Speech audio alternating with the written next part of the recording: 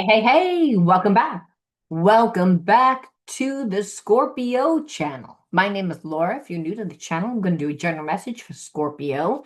Know that energy is fluid. Roles can be reversed. Just interpret the message as it best resonates with you. Also know on this channel and all my channels, I like to dive deep within the reading. So I do look at everything, but we take a lot more time to look at the spiritual blocks, the shadows, and see how they play out as karmic themes to help you understand why your person is doing what they're doing. Really, that really tells us a lot, believe it or not. Because first of all, usually it's what they're doing triggers us, and the trigger is where your healing begins. So, like I said, we get to understand that the person is usually not in the same reality that we are. They're coming from their wound, their shadow. Now, we all have shadow parts of ourselves. The shadow parts of self are the parts of ourselves that we reject, the parts of ourselves that need healing. And we all need healing. Anybody that triggers you, is telling you that you need healing. So if you're looking at somebody, I know that I have people that look at me from my high school and they get triggered because they're like, who the hell do you think you are? I remember you when you were, but there's a part of their consciousness that is actually still in high school. They still want to see themselves like that. And, we change, we evolve, we heal, we should. People that remain the same, it's because, hey, it was a great time in my life. It's kind of like the Al Bundy syndrome, Al Bundy from Married with Children. Like he was stuck in the high school years, being the football player, being that Casanova, and he was stuck in that era because what he was in real life was a salesman with a wife that he didn't really, that he felt like somehow trapped into a life that he didn't really want. And it's the way his enthusiasm, his lack of money, his lack of finances. So we can see why people escape, why people tend to stay in a place of the past. And so I'm feeling like you're connected to someone that is also stuck in the past. It was a time that they really thought that they were like, the cats meow. They got a lot of attention. They were good looking, and they got away with everything because of their charm. And I feel like they're not that person anymore. But it's almost like they need to spin a new narrative and they don't have one. So I don't know why I'm feeling that and why that story came up, but I can guarantee that we're going to see parts of that within this storyline. Like whenever someone's jealous, because that's what it is. It's you're triggering someone and they're saying your life shouldn't be like that. Well, it's because, you know, their life isn't where they want it to be. Because people that are happy in their life, they don't judge other people's lives. They don't care. They don't care what the other person is doing because they're in their own lane, enjoying their own life. So it's to understand that you may be going into a better time. Things might be happening for you. It's funny when you get people out of your life that brought your energy down, how well you can thrive. We don't realize that it's the people and the company that we keep. So let's look at the underlying energy. It's disassociation, it's indifference. So if we're asking what this person is doing right now, what's the underlying energy? Well, they're trying to act like they're indifferent, but what they really are is they're disassociated, which is a trauma response.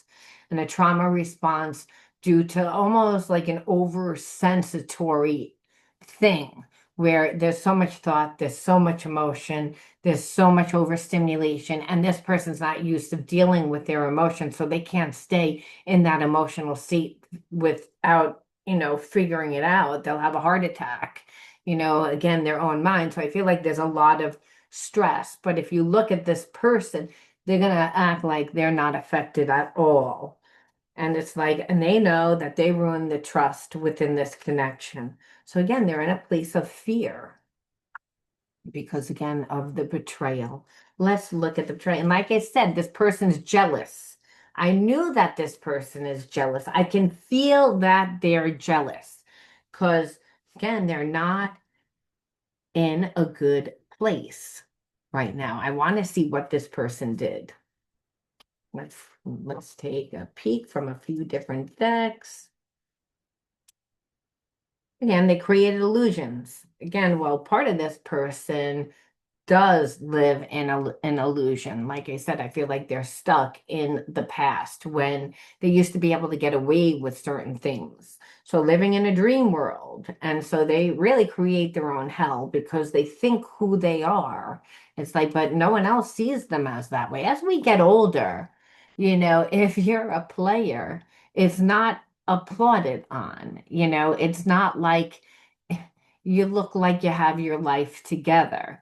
If a person is single when they're in their 40s or 50s or 60s after they were married, and then let's just say the marriage fell apart, there was a divorce, there's always going to be a little insecurity because obviously the relationship didn't work. So there's insecurity. So a lot of people then tend to overcompensate, and they overcompensate by acting as if they're so secure in themselves. And that was really the illusion, is that this person had their shit all together. And the thing is, it's like they don't.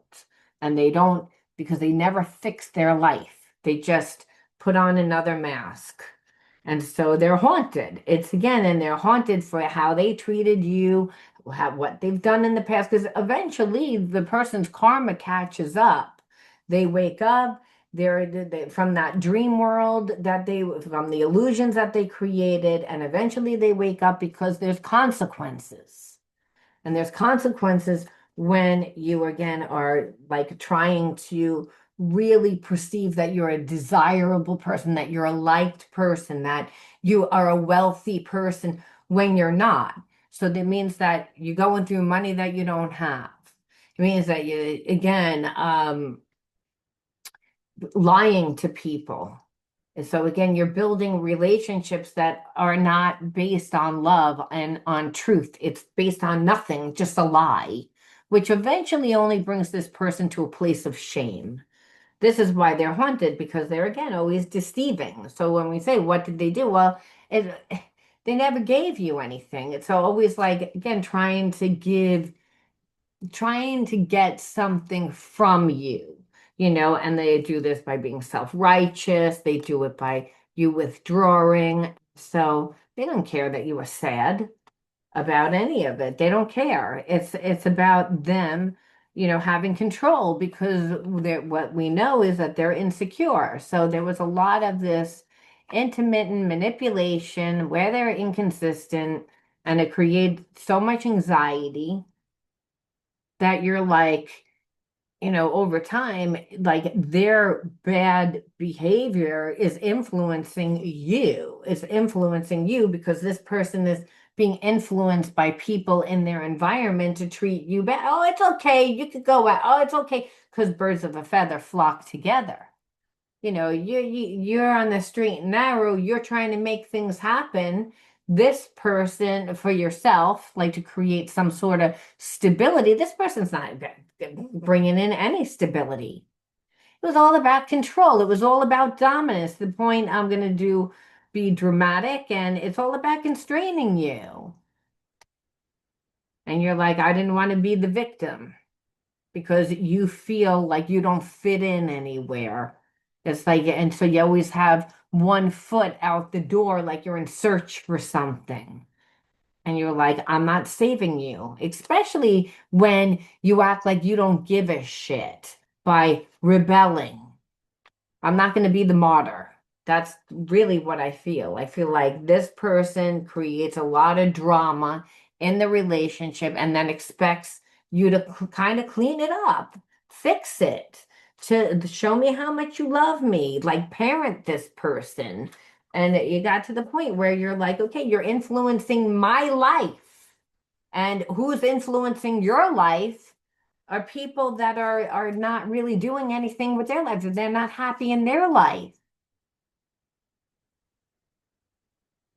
So you would like, no, like again, like just past trauma leaves scars and they don't heal themselves. So they bring in that broken, broken baggage self into the relationship, and they recreate the same types of karmic experiences because this person doesn't really want a commitment. They're wild at heart.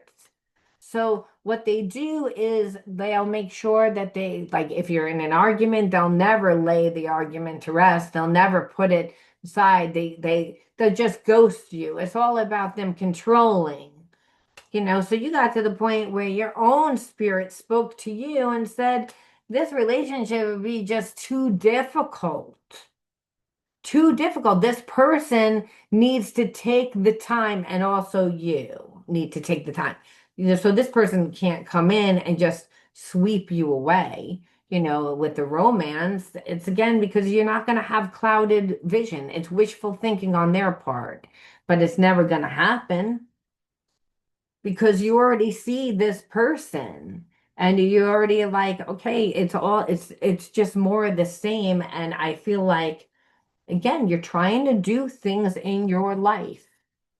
You're trying to make things happen in your life. So it's more or less like about this person wanting dominance and control, where it's about like they'll say that they want a commitment.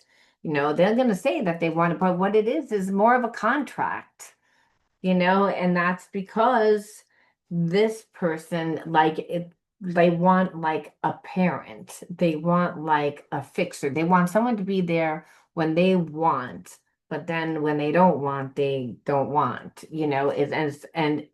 it's their mood. This person is going to come and approach you before the summer is out. Before the summer is out is what I'm feeling. And it's because I feel as if this person, again, is going through some sort of ending on them, like not just ending, but it's like they're going through some weird public humiliation. There's open dishonor. It's because they were abusive, but again, public ridicule. And it's going to be as their downfall is going to be when your wishes are coming true, when you again are creating something. And I see that because look, wish granted, serendipity, blessings. Like this is the energy that you're going to be in. And this person thinks that it's the perfect timing to come in. And they're going to be like, oh, like again, we have like this connection. They're going to want you again to be a part of their life because I feel like they don't have a life. And because of whatever they're going through, their downfall, we didn't even look into what their downfall was because this person just always looked like a player. But there was, you know, this hidden emotion that this person has for you, but they also would see you as support for them, and they see like the community that's surrounding you and supporting you. So again, this is a situation that you're definitely going to need to look deeper, okay? Because this person like has a big ego and, there's been a lot of issues that this person hasn't like faced. They've been a narcissist. They've been very vain. They need to do like some self-observation. It's like they never took responsibility for how they treated you. And it's almost like they wanted to be a player. They wanted to do that. It's like they were not somebody that you were able to even be yourself with. They acted like they didn't even care. Yes, there was always a spiritual connection, but it's almost like, no, your wise judgment of staying away from this person is going to create a lot of aggression. It's almost like the more that you pull away from this person, the more that they want you, is what I'm feeling. So, at this situation, this person's like, well, anything can happen at this time, but their motive is that they don't want you to end it because they broke it. They would rather keep you stuck in a place of being delayed, up in your head by, again, selling you some fairy tale, when really you're creating something. You're creating something. It's like you're in a place of what this could be work. Like I feel like you're doing something that people haven't done, and it could be a speaking, it could be with some sort of work, it could be just doing something and putting your time in, and that's going to leave this person away, like you're going to move on. They know that from that. And so this person wants to come in and offer you like a truth at this time and tell you again, because they've been watching you on social media, they're going to offer you like a relationship, but it's again because they feel again it's time. They don't want you to move on. So they're going to come in with this, ask for a new beginning. And again, even like friendship, just anything to have a new beginning, but understand they want passion, and you better look closer because this person, like, they'll say that they want an alliance, but I feel like, they still have so many blocks, the blocks to change. They're stuck. There's part of them that until they heal, it's like they're going to go back into the same thing. They have too many barriers. So, the relationship would really take so much stamina from you. And again, you're creating something, you're ascending. And that's what this person sees, which leaves this person behind. So they know that there's a 50-50 chance that you are going to say no. It's like they know that. And it's again, and it would be right for you to do so, like taking your justice, which is what I feel. I feel like you're giving up on this situation. And it's because this person is too stubborn, and you do see that they need healing. I feel like your decision is made. By the time that this person actually wants to come back, it's too late. It's like things are happening in your life, you're ascending. It's almost like they waited to the last minute, and what they say is like, well, I don't want to have to talk about what I did. So I want to come in when you're distracted, like things are happening for you. And I also want to benefit from that. But you see, you have discernment. This person's going to tell you again that they're going through it, and they are going through it, but that's not your problem. That's because they were playing around with other people. And again, we're in shady ways. It doesn't really even matter what they did, but whatever they did, it's their karma. So it's like they're coming in being like, well, I'm in this and we're together, so I get to, take advantage of what's going on in your life, and you could also help me buff what's going on in my life. So that's a raw deal since they weren't even there for you. It's their distorted thinking that, again, because they were a player and they used to get away with shit like this. People used to be like, oh, okay. And it's like, and you're like, no, this person's in for a rude awakening. And they deserve to be. I mean, that's why they say the bigger they are, the harder they fall, right? So you have to say, why did you attract this person into your life? Because they are going to come back. And there will be a part of this person that's going to offer romance and tell you they have unconditional love. But again, don't forget the fact that they have baggage. They have the baggage. They have the baggage, and, it would be so tiresome. You know what I mean? A lot of effort. Understand they'll sell you the home, but this person's a black widow. That it's because of who they are. It's like they see an opportunity. That's why they didn't come before. They see like, oh, things are happening. So it's like now you're part of the entire package, and how they can benefit. And that's why this person's dangerous because they didn't build the emotional connection. So let's pull six. And the first card out is neglect. Well, These are the inner child wounds. We see, why do we attract certain people into our life? Where was the trauma? Card number one, neglect. Card number two, guidance. Card number three, safety and security. Card number four, rebellious. Number five, inner authority. And dance.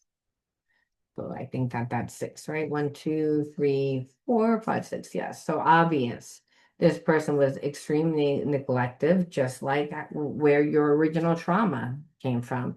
And neglect could be emotional, but it's still neglect. But I feel like for a lot of you, it was you just didn't feel safe. The safety and security from being nurtured, from being loved, from being supported. Again, it may be watching your parents struggle financially.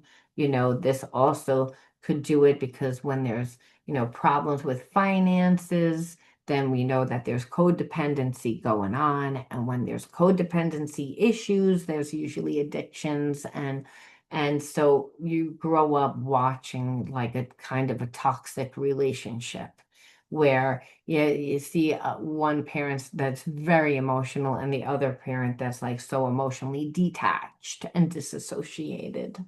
So this is kind of telling me like the parent that was very emotional because they were with a person that was disassociated was not a nice parent. It was like that's why you didn't feel safe because they emotionally never got. They felt like they were in charge of everything and they weren't healed. They grew up in an environment where they were taught it wasn't enough, that they weren't enough, that they weren't good enough. Then they married someone that felt that way. Then there was addictions and then the consequences. So that parent was always fearful, always nervous. And because they were always nervous, and they come across as angry, have a lot of anxiety, so it made you feel like not safe where, and also like you had to be your own guidance. So that's actually a gift. You learned how to really, again, we see guidance and we see inner authority, which means someone's like, there was no support because again, that one parent was never available and the other parent was worried about everything else except for you, because it's like they felt that they didn't have to worry about you. It's not because, oh, like I wanted to not worry about you, but it's like I have too many other things. However, every now and again, you would get in trouble because you're a kid. All kids and kids do naughty things sometimes. And so you were seen as rebellious. When you weren't really rebellious, it's just the other children in the family might have been like afraid to really do anything. And so here it is, you're living and you're a kid and you test the limits and you get in trouble. So now you're seen as rebellious, you're shamed, you're bad. It's again, but actually, that energy that was seen as bad when you were younger is actually really good now because it's like you're like, well, fuck it, let me see what happens. Like you listen to your inner authority and you're like, I don't care if people don't like me. I'm going to do it anyway. And that's, understand that's what makes things happen, because if we had to get permission from everyone on how we were going to act, you would never create anything because you have enemies out there that believe that you shouldn't have anything. So it's again, the rebellious is actually good that you learned how to go with the flow. This is dance. So you became very grounded. Again, learned how to go with the flow of life, regardless of what was happening in your life. Because when you grow up with a parent that is so emotional and they're so used to controlling everything, they're going to control you too. You had to actually live in difficult environment where you were suppressed, where you had to intuitively know how to react to that parent because that parent was not stable because they were dealing with somebody that never showed up, that continually got in their own way, and it affected the entire family. It made that parent that grew up without that support, without the proper skills, 1,000 times worse.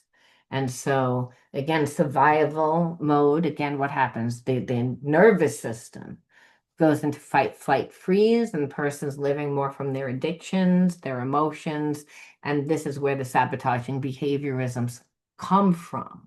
So it's like you had to grow up in that environment. So you became very psychic, very intuitive, and that's why you saw this person coming from a mile away, and you're saying, I recognize that energy all over the place.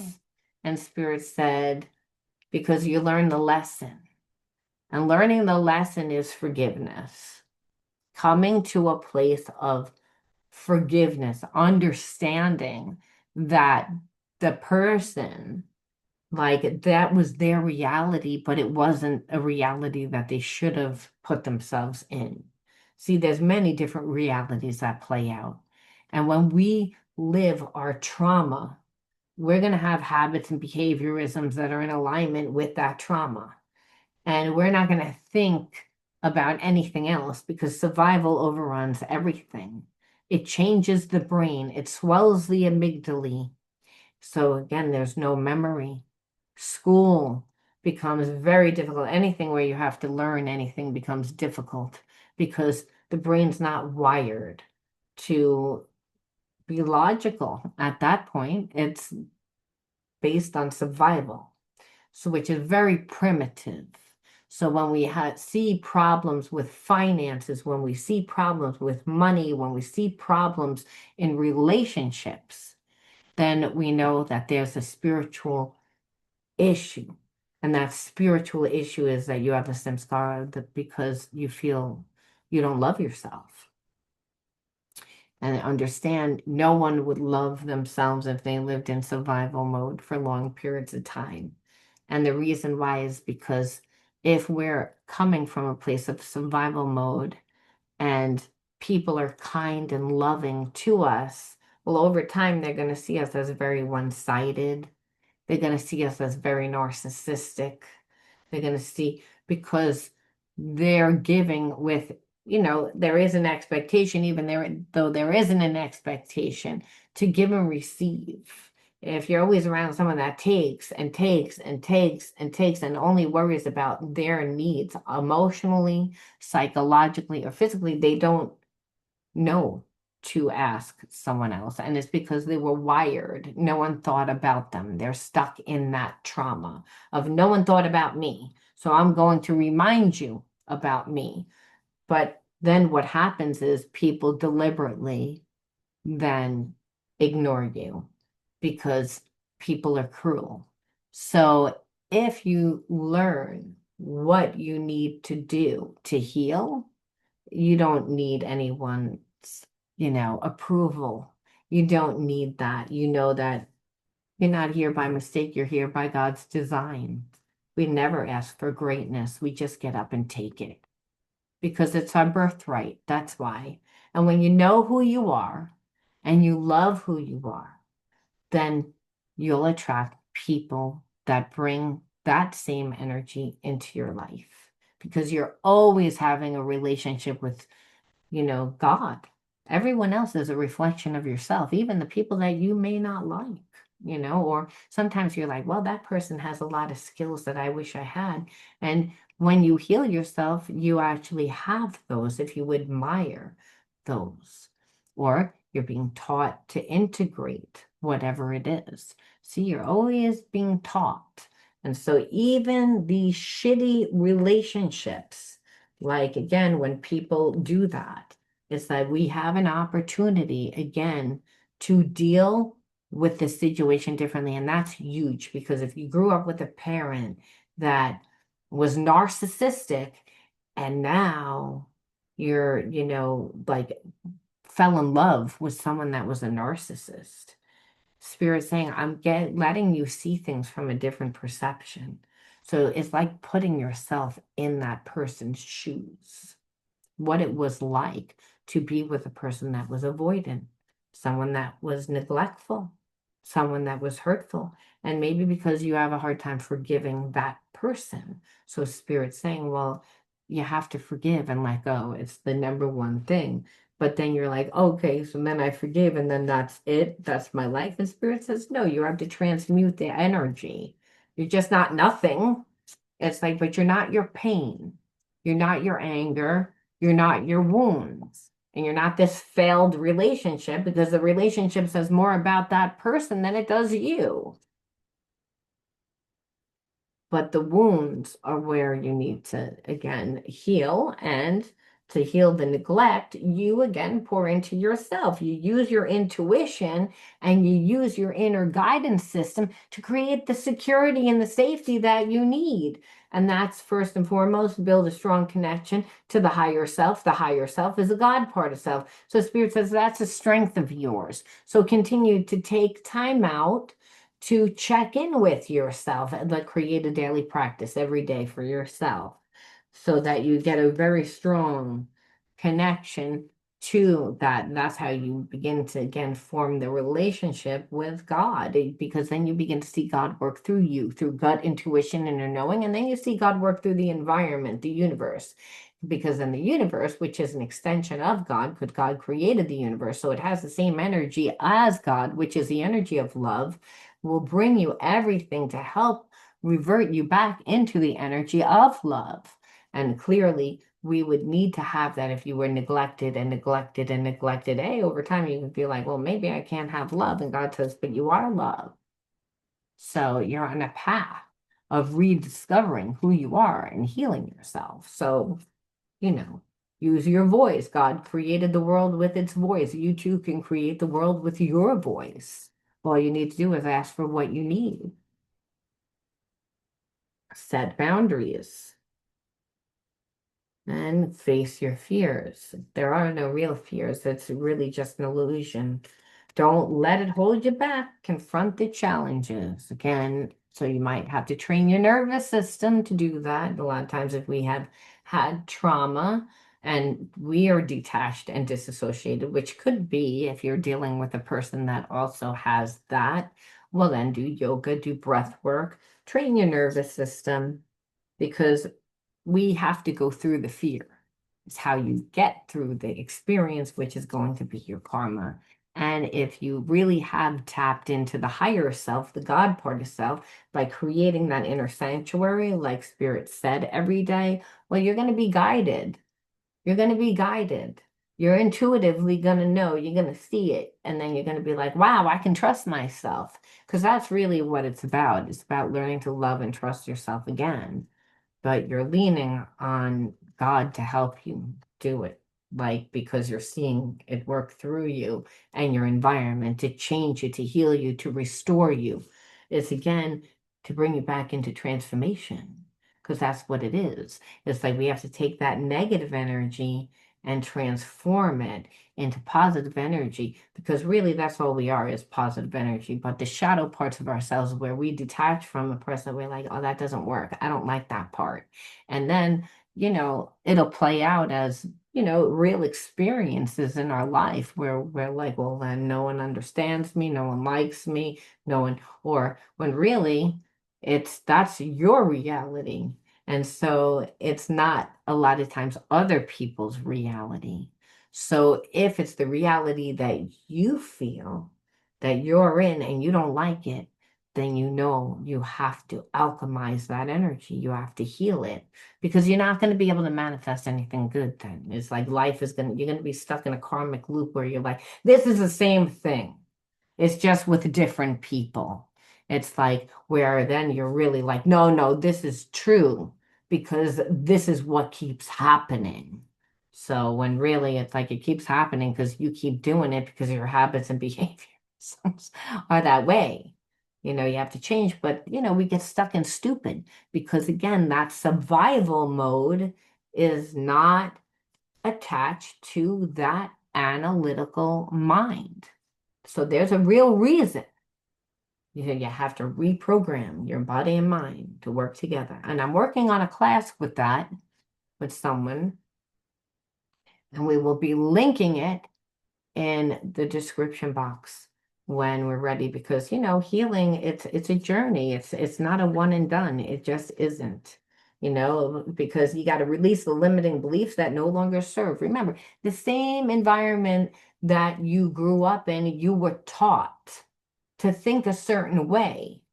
And when we think a certain way, there's habits and behaviorisms that are in alignment with that because it creates an emotion. Either it creates a good emotion or a bad emotion. Bad emotions stagnate our energy, and then we need things that are outside of ourselves to feel balanced because energetically we feel off. And we feel off by, oh, I feel tired, I feel lethargic. And the reason why is because, again, that root chakra is right where the adrenal glands are. So again, when your mind is chattering and it could like fear, like you're in a karmic loop and it's the same karmic theme and you're stuck in that place of fear, your body is releasing hormones. You're actually not just energetically, but you're physically draining your energy. So that causes sickness over time because it affects how much oxygen and blood and nutrients go to your organs. So we can see why the spiritual issues eventually create physical issues. And so that's what's so huge. We don't realize when we do this type of transformation where you can actually heal and let go of the past, that ancestral karma by forgiving your mother or your father because again of the way that they neglected you because they couldn't be there for you, and maybe they were angry, and maybe they had anxiety, and maybe they were rageful, and maybe they had addictions and did other things. We can actually come to a place where we forgive that the universe brings us someone that activates all that pain to make us look at it from a different perception and to again put you in that parent's shoes so you don't actually have to be in that experience because you're like, oh, this is what it would be like to be married to someone like you that has addictions, that has, that cheats and that never shows up, that withdraws. This was the anger. This is the pain. This is what that parent felt. I can forgive them. I can let it go. That's huge. That changes your DNA because your emotions create the habits and behaviorisms that turn your DNA on and off. It's your environment that creates your reality. So it's huge. It's where science and spirit meet. That's what this energy is. It's transformation and it's huge. And it shows that you're strong, that you're a warrior of light. It's the end. And now spirit says, now use your passion to become yourself. It's again because guess what? There's infinite possibilities coming to you if you do. Fulfill your promise to yourself. You're not here by mistake. You're here by God's design. You're loved. You're supported. Know who you are. When things look half-assed, which often they do, try to look at it through a different perception. It's hard. It's hard.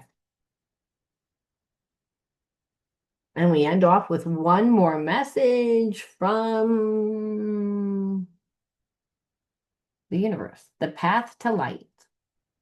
You need to make the conscious choice to move towards the light one step at a time. Transform your weaknesses into strength by mastering your thoughts.